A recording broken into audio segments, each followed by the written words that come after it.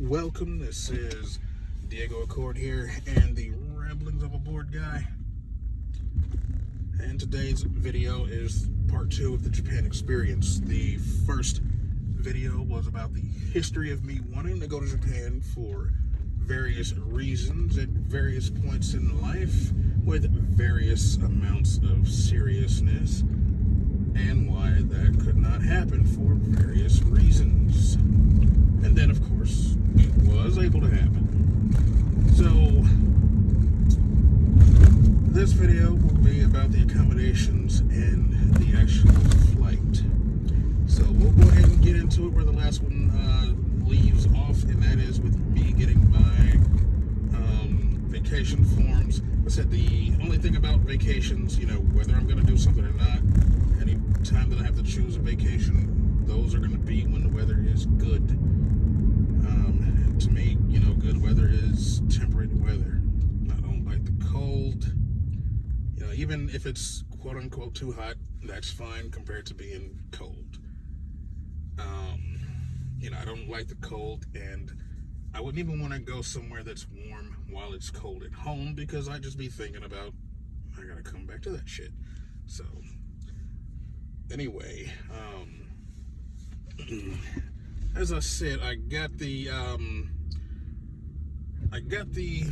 forms back. We all get the forms back in, at the end of the month, the end of January, and that vacation slot, that particular one was in June, second half of June, actually 20 days of June, and I did not have any plans, and then I just decided, oh, wait up, I can go there, there's nothing stopping me from doing this right now, I'm gonna do that. So anyway, first thing I had to do was get the passport working, and I had just enough time, because I didn't decide to do this until like April or something. So when I went up there with the date of my planned departure, because I did the flight first. Like, the flight was the first thing I did, because that was the most expensive thing, and like getting that and trying to get it as quickly as possible to keep the price from going up as you get closer, so that had to be a thing. So they told me that I actually had maybe enough time to not have to expedite it, but as time was passing and I was checking the site, it wasn't progressing, so I'm like, expedite it, just better safe than sorry. And I got it the day before a flight, and you never know, I could have gotten it that day regardless, but no chances were to be taken on something like that. Because it was already a big chance by taking by having a flight already taken care of before doing all that. But I knew roughly how much time I had, minimum and maximum. So,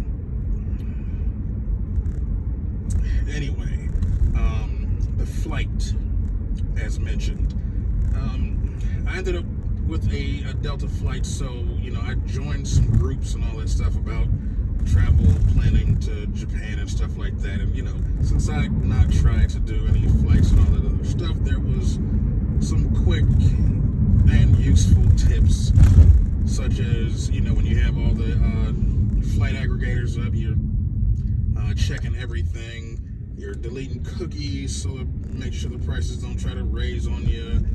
And you've got multiple things up, and like all that stuff. So the best one ended up being a Delta flight. It was about $1,050 or so, which did not seem too bad. The cheaper flights were in the 700 range, like for the cheapest ones, and they had some pretty crazy layovers. Mine was also the shortest flight you could get, I believe. It was 15 hours, and this is from CVG to Haneda, and the way that it broke down was an hour 45 minutes to MSP, which is Minneapolis St. Paul, an hour 45 minutes there as the layover, and then 11 hours to Haneda. So, there were long ones like that I was interested in because the layovers were like over a day long, and they were in like China and stuff like that. I was interested in going there, but unlike Japan, I had no previous interest in learning the language, so I didn't know any Chinese, and I don't particularly know if going over there without any Chinese is a good idea. And even if you can do what you need to do, if you just stay around the airport or something like that, I didn't know how getting back to the airport would go, like how smoothly that would go, and if one thing's off, everything else is off after that. So I didn't want logistic problems. So after that, getting that flight set up, I had to get a car. Well, that might have been the last thing that I even worried about was the car, because it was going to be the easiest thing to get, and the thing that was not, like, the price wasn't going to raise on that like other stuff would. So the room was the next thing that I actually did. And you've got, or I had 4 choices. So ryokan, which is a normal Japanese inn, or a more Western style hotel if you want, or you've got the capsules, which is like a super Japanesey thing if you want to have that experience, or you got Airbnb, which will just give you more like, this is my spot for a while. And capsule hotels was out of the question. The thought of, you come in for that night, and like you have to be ready to sleep. I can't just decide, hey, I'm going to sleep right now. I have to fall asleep personally. I mean, I do get times where I'm like, oh man, I'm so tired, but something like being on a trip to Japan, I'm not gonna just, hey, I'm gonna go to sleep. I'm not gonna be like tired enough to just do that. So if I'm just laying there in the capsule, just like, what can I do? I can't like really move around or anything like that. No, that's just gonna, yeah. So that was out because of that reason. And then of course a Western hotel, such as Hilton and all that stuff, like that's out because I'm in Japan, right? So Airbnb and ryokan were the real choices. I ended up with a ryokan in Taito called Ryokan Nakadaya. And the reason that I went with the ryokan is simply because of the amount of time needed to, I've got these sites pulled up for, booking purposes, such as booking.com. I think that's actually who I went through. And, prices and stuff are fluctuating. And when you're trying to contact people with Airbnb, since you're contacting a specific person or whatever, there's 13 hours difference. And that makes all the correspondence just too slow. So I ended up just going with that. And it went, it was a solid choice. All the reviews were good on it. And I'll talk about it in the next video, of course. So, it was a good deal.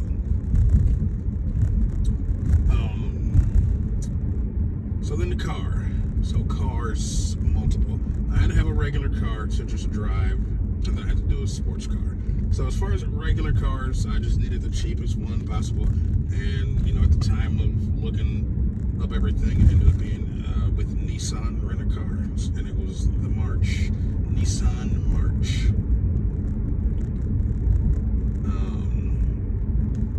So that's all there was to that. Now, as far as needing a car or wanting a car, now, the people in the groups and all that stuff will tell you that you don't need a car in Tokyo. And then, when you're there, you'll see people riding bikes and, people, you don't need a car. I'll agree that you don't need a car. And public transportation is also amazing. Those are 2 things that people will say. Now, I chose to ignore those things because most people that you're getting this information from are Americans, and Americans are non-driving people. And I don't even mean that they're shitty drivers, which they are, because it's, well, also, you can judge that on the fact that most Americans can't just actually, if you were to transfer and like move to Japan, you couldn't even use your American license to just like go straight over, unless there's like 2 states and like Washington D.C. you can like transfer a license, but most of them, including my state, you can't even do that. So unless you know you're a shitty driver, when they won't just say, hey, okay, here's a license, you have one over there, here's one here. But anyway, a lot of people, they talk about how they're intimidated by driving on the other side. So I'm like, yeah, you're just a scaredy ass cat. So your opinion on not wanting to drive is not like valid. So that's just basically, that's how I felt about it. Like, I mean, I had a right-hand drive car here in the States, and it's harder to drive a right-hand drive car in the States than it is in a country where the cars are right-hand drive, because when you're trying to make certain turns, when you're trying to pass people, trying to go around people on like double or on the dotted lines or whatever in passing lanes, I mean, it's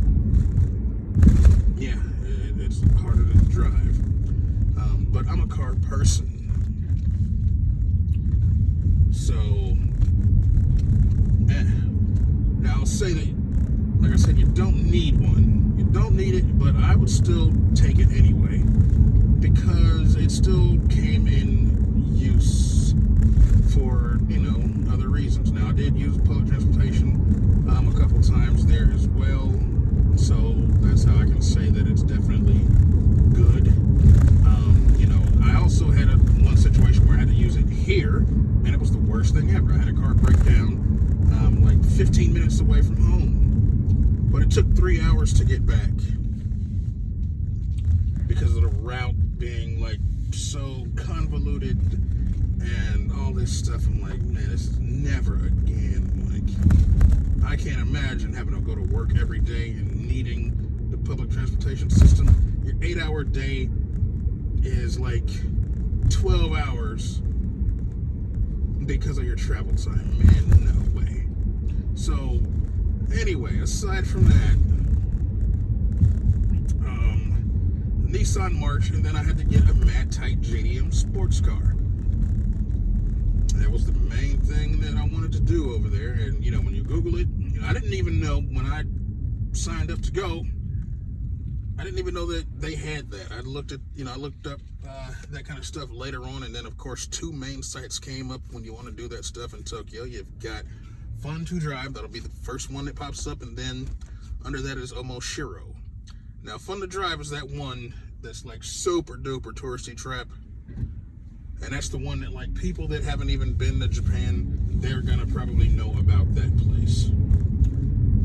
And actually people that I know in real life, when I said I was gonna go drive, go get a car and stuff like that over there, drive and all that stuff, hey man, you should try Fun to Drive. But when between the 2 places, Omoshiro's prices are much better. Now, there's reasons possibly for this. I mean, the cars, like if whatever example of a car that Omoshiro has, is probably not in as good a condition as Fun to Drive's same car. So Evo 6 versus Evo 6, Omoshiro's is going to have much more, imperfections. But, I mean, it's not like a crazy big deal. But but Fun to Drive, they've got the guided tours. You can go on the mountain pass. Now, I forget which mountain pass it is. But literally on Omoshiro's rental agreement, you literally are not allowed to go to that same mountain pass. So if you want to do the mountain pass, you would have to go with Fun to Drive. Now, they've got guided tours, they've got, all this other stuff that's like super touristy. You got group tours and all this other stuff. I'm like, I'm not interested in that, I just want the car. So, and then, getting a car for a day costs the same amount as getting a car for 6 hours at Fun to Drive. So, for me, that choice is fairly easy. So, we got the Evo 6. And then I was going to get the Skyline the next day, but that did not work out, and I'll talk about the details of why this did not pan out. So, I mean, that's everything that I had to get going. So the flight, you know, the Delta flight, that was interesting enough. First flight, of course, going all the way over there. So I had to arrive, it said about 2 hours early. I left a little bit earlier than that because I had to stop at a Walmart to get a power bank as well as a wall converter. Since I was, staying at a Ryokan, and I'd heard that if, you might get the original Japanese style power outlet, and if you're gonna come across that, Ryokan is a good bet that it might be a place that has it. So I wasn't gonna take any chances not being able to use anything. So I stopped at the Walmart to grab that, which was, close to the airport. Made it to the airport, and then, I went through the TSA line, and I'm expecting, like, hey, man, just trying to fumble my ass. But no, I mean, it was fast. I mean, there were so many people. That line was long as hell. I'm like, this is why they want you to be here 2 hours early for international flights. This is crazy. And, but that line, it went fast. I'm like, by the time I got to my gate, I had so much extra time. I'm just like, all right, well, I guess I'll just browse internet. And I think that was the first check-in that I ever did on Facebook. I haven't been on there for a couple of years at that point. Like, I only joined Facebook in 2015. I knew people that had been on it since the beginning. I'm like, that shit, I don't need that shit. I don't even know anybody interesting.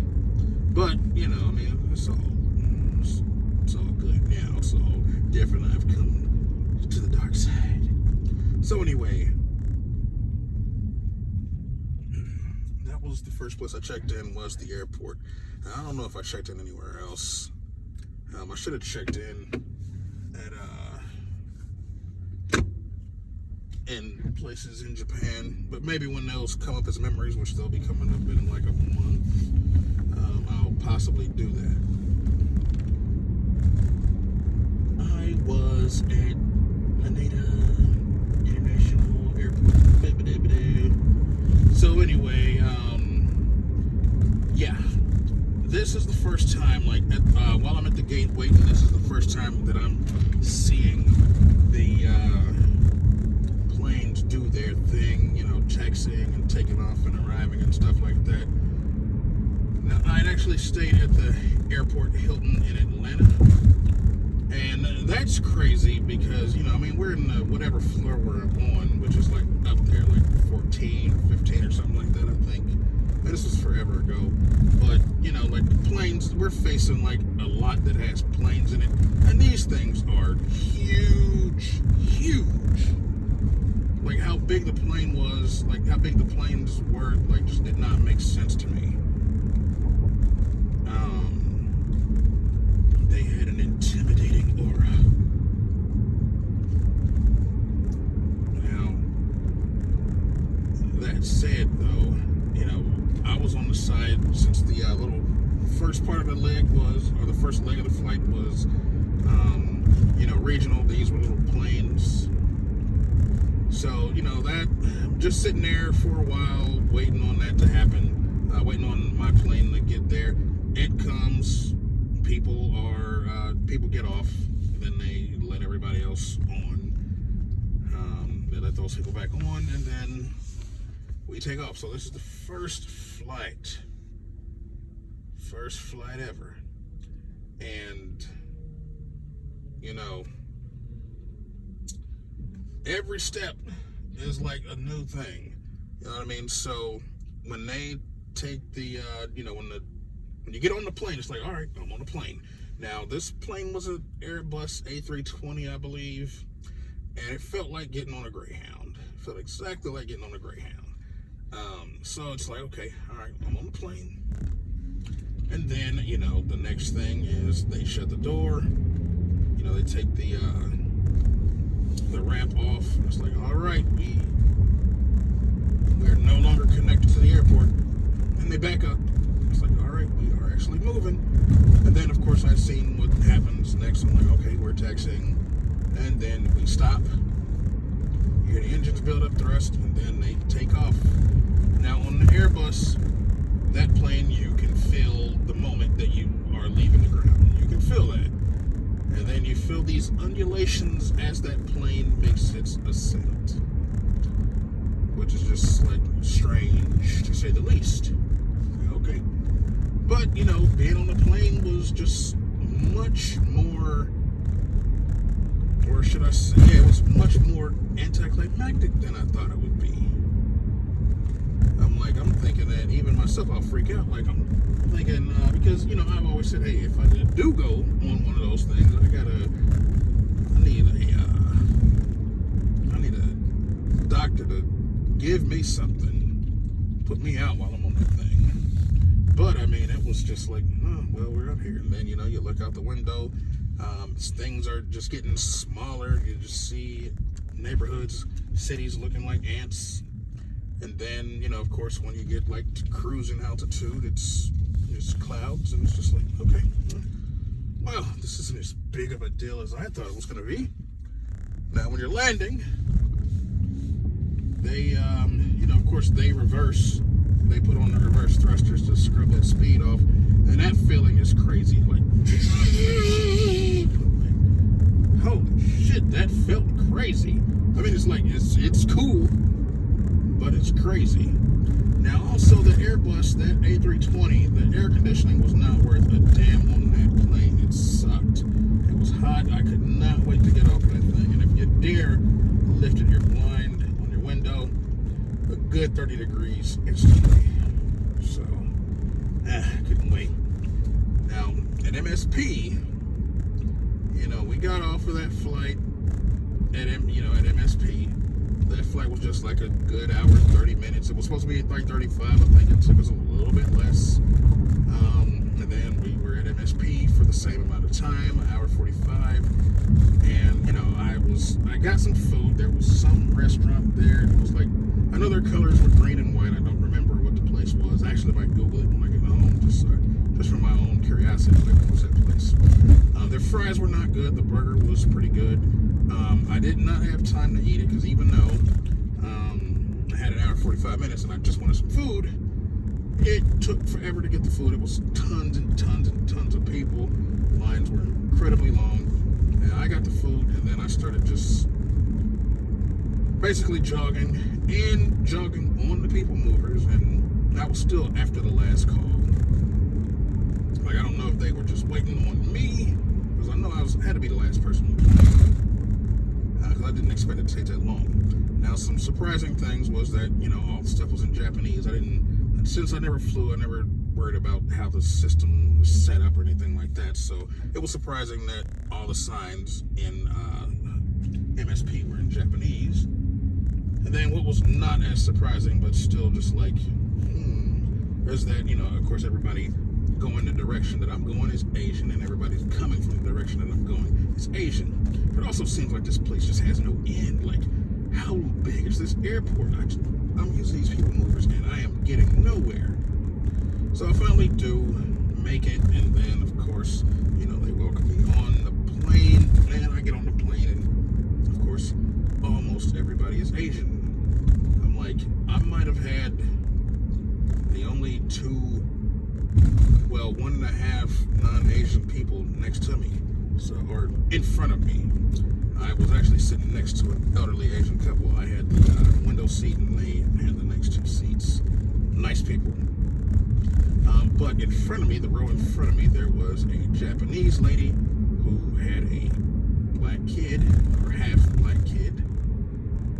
And then there was a white guy in their row with them. And, that might have been the 1.5 only other people that was not Asian on 777. So we take off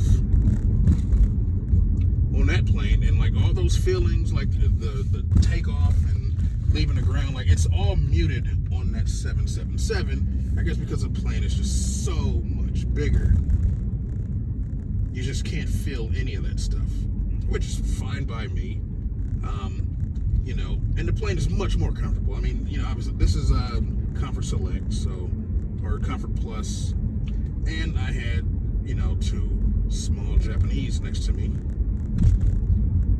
And, you know, on this flight though, so I didn't sleep the night before. So I'm like, I gotta sleep this whole leg if I can, or as much of it as possible. So I'm not, you know, so I'm not like trying to sleep all day the first day that I'm there. So I make it to about the first snack. They give you the first snack about an hour 15 in. I take the snack because I didn't eat the fries that came with my meal because they were gross. And then I went to sleep. You know, I told the because when the next meal came, like when the meal came, you know, the people that were next to me, they woke me up, and I just told everybody, like, I'm good. I just want to sleep. I don't want to eat because, you know, if I stay up long enough to even eat, I might stay up for like a long time, even though I need to be asleep. So I told them I'm skipping all the meals until, like, you know, whatever. So I slept, and, you know, I woke up every so often, and I would just see like stuff, you know what I mean? Like out of the window, I'd see, like, you know, water, just water, nothing but water, and then also wilderness. But seeing wilderness was just like, why the fuck do I see wilderness? What is this? Where are we at that I see wilderness? So, you know, at one point, you know, after just, you know, the random wake up, I'm just like, oh, look at what I see back. And I discovered that you know, that there was a flight path. You could see what your flight path was, how long you had, and all that other stuff, elapsed time to go. And we were going over Alaska. You know, we were going over Canada and Alaska, and then back down. Now, I did not know this, so I didn't expect to see wilderness because I'm thinking, you know, MSP is up here, and then Japan is just southwest to that. So I don't expect to see like tundra and stuff like that looking kind of things there, which, you know, happened to be the case. So, but that flight path was not straight. Now, it has something, you know, from what I saw later on, is that it's got something to do with the way that the flight path, like you're flying a straight line or something like that, but since a globe or since a map is, you know, 2D, and, you know, you're flying in a 3D, the flight looks like, I mean, you are over that, like you are wherever they, you know, that shows you to be. So like we were over Canada and Alaska, but, you know, it's just because of 3D versus 2D as far as I've seen. But that was weird. I mean, it was still weird. It's still weird because the first little leg was like a straight line. But anyway, and then also the weirdest thing, weirder than that flight path, to me at least, was the fact that it did not get dark at all that whole time. Because, I mean, every time I woke up, it was light. And I'm like, did it just literally not darken the whole flight? All 15 hours? Which, I mean, it kind of makes sense if we were following, you know, the sun. I mean, there was, you know, 13 hours difference. So it's like, if we were almost 1-to-1 with the rotation, I would imagine. Not quite, because it wasn't, you know, like it wasn't 12 hours. But, you know, there was only, well, I mean, you know, 13 hours difference, plus, you know, we're going the same way as the rotation, I would imagine, is why, You know, we always faced the sun, and you know, so on and so forth. But that was weird, just like never seeing darkness that whole time. Fucking weird. But we arrived, and you know, I mean, I remember the people in front of me, the ones that I'd mentioned, like they were having a conversation as the plane was, you know, pulling in. I really, you know, I woke up like for good around the time of the last meal, which was about an hour and 15 minutes beforehand. And you know, I got to see us approaching the island for the first time, you know, Japan itself and all that stuff. And you know, it was cool. And then, like I said, as we were taxiing or getting close to taxiing, then you know, the people in front of me started having conversations. And the Japanese woman, she had very good English. And then the guy was talking about, you know, his, you know, like, I guess, you know, she's coming back because, you know, that's where she came from and all that stuff. And the guy was, some friends was putting him out for a trip. You know, they were putting him up for a week's trip. And I'm like, I don't know why I remember that, but I did. And then we disembarked. And that was the flight. And again, you know, coming to the ground, you're like, it feels great. Like on both flights, you know, once you are done having to do the deceleration on the ground, like it just, you do have this feeling of like, yes, we are done with this flight. Because at that point, you know, a plane is so huge. It's so much bigger than a car that, you know, even going like taxiing speeds and stuff is probably, if something happens at that speed, it's probably still going to be very, very horrible. But I feel better about doing those kind of speeds. So, But that'll be it for this video. Like, subscribe, comment, and part 3, which will be probably a longer video, will be next, and that'll be about actually being over there, some of the stuff I did, and so on and so forth. Then the last video will be some extraneous thoughts. So, bye until next time.